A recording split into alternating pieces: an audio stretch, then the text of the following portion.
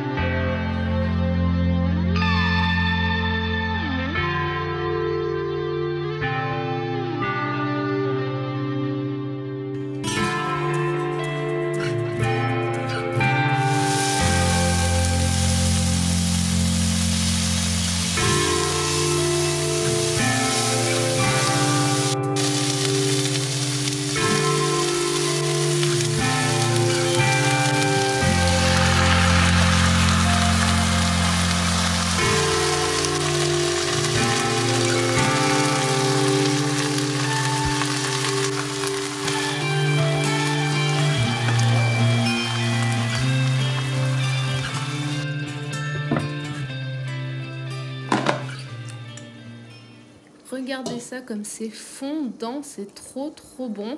Et du coup j'ai rajouté 2 cuillères à soupe de yaourt de soja pour que ça fasse plus crémeux.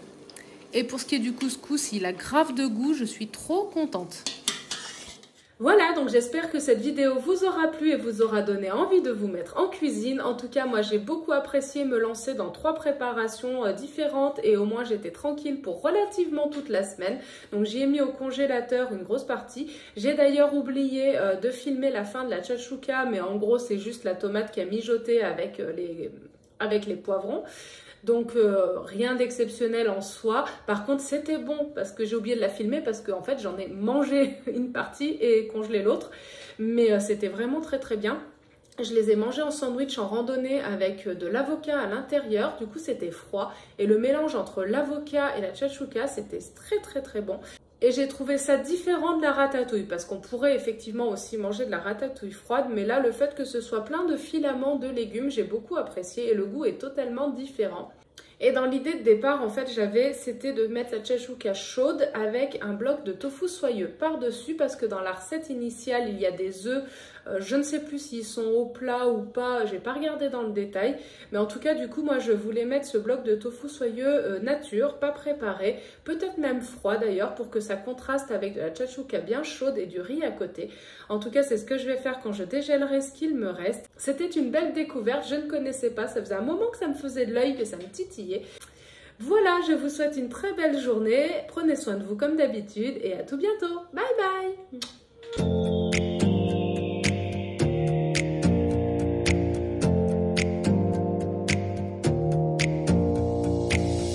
Close your eyes for a minute, close your eyes for a second.